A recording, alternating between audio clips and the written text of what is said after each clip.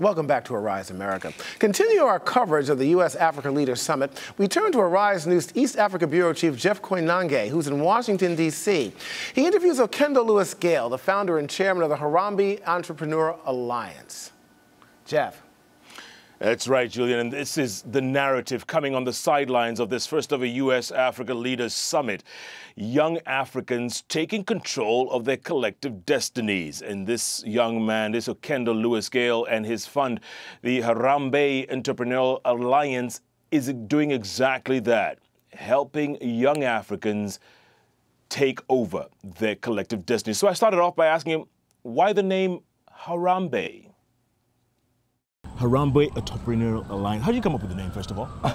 Well, one of the things, we needed something we could all pronounce, and that actually had a meeting, and we were listening to a radio show, and there was a song by the wife of Bob Marley called Harambe, and then we came to find out what it meant, and of course it was perfect for what we were trying to do here, like bringing different people together. Sure. So, Okendo, if someone was to ask you to explain what Harambe Entrepreneurial Alliance is, how would you put it? Our alliance is very much an attempt to support the entrepreneurial aspirations of highly educated young Africans from leading universities across Africa and the United States, and we do so by providing access to venture capital, angel investment, pro bono legal services, and all the resources they need at the early stages of their venture formation. In a sense, what we're attempting to do is lower the entry barriers to youth entrepreneurship so that more young Africans can take risks and really create the social and business ventures that we need to transform our challenges into opportunities. If someone was to say, look, Okendo, you're 31 years old.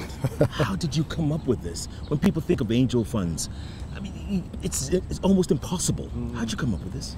Well, you see, I like to really say, if you think about it, I'm sort of a historian by training, and I'm probably the least likely individual to start an alliance of business entrepreneurs, but I figure that since an amateur sort of built Noah's Ark and professionals the Titanic, it might all work out in the end.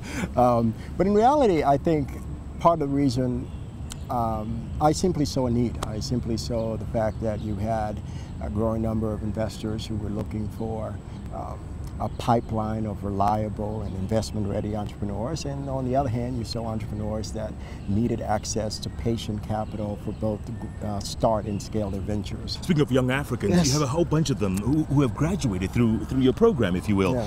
Yeah. Talk us through a couple of them, at least, if you will. There's some from Ghana, Kenya, Nigeria.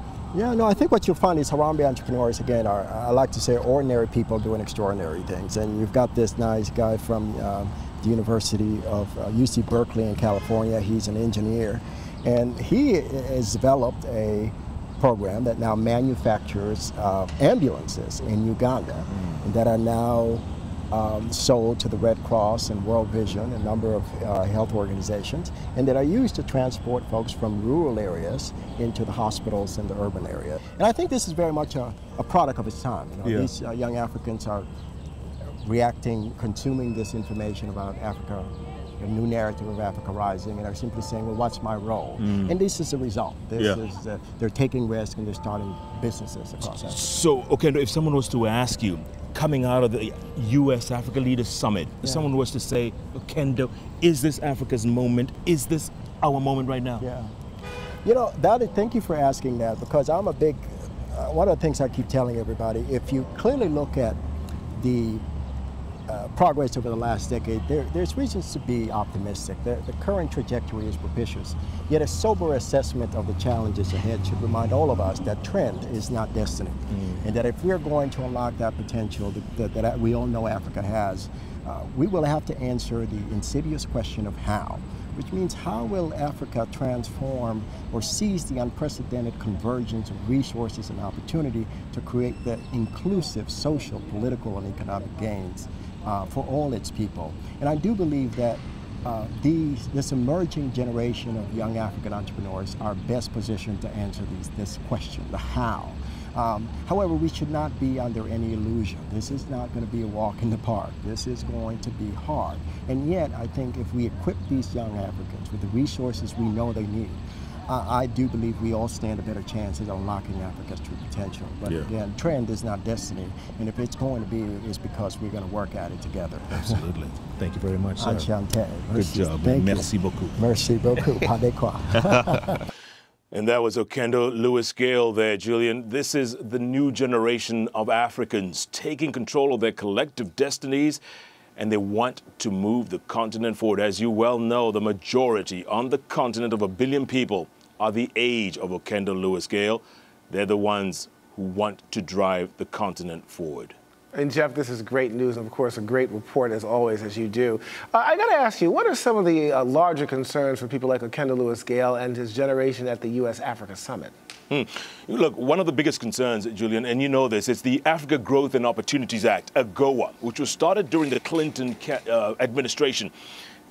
Basically, one of his biggest legacies in Africa. This broke down trade barriers between Africa and the U.S., and it's generated billions and also led to employment of tens of thousands of young people. Well, that act comes up in September 2015.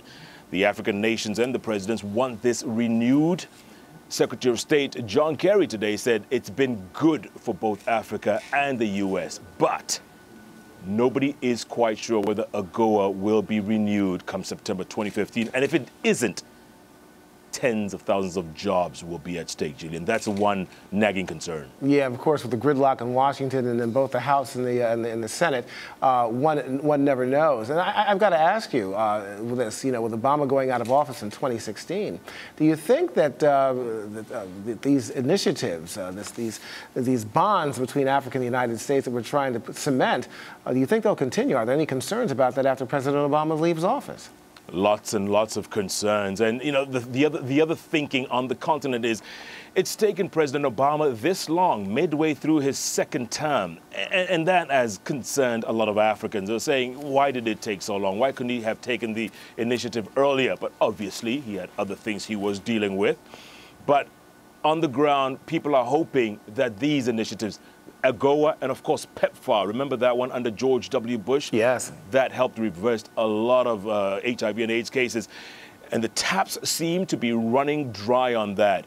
Another major concern on the Africans' part. We got less than a minute left, Jeff, but I just want to get to this. We're talking about the United States, Johnny-come-lately in this, an American term. It's a little too late, but I'm looking here at Africa's top trading partners. The U.S. is number 2 with about $90.5 billion. So I wonder if the U.S. is getting a bad rap. Probably getting a bad rap, Julia. But look, let me explain it the way an analyst told me. The Africa Rising train was on the platform for many, many years. And we kept saying, get on board, get on board. The Chinese got on board. The train left the station. Now the U.S. and the West is saying, hey, stop the train. The Africans are saying, the train could be pretty full. Let's meet you at the next stop. That's what the analysts were saying. That's where we are right now, Julian. Jeff Koinange with the best and the always the latest. Jeff, thank you so much for all that you do.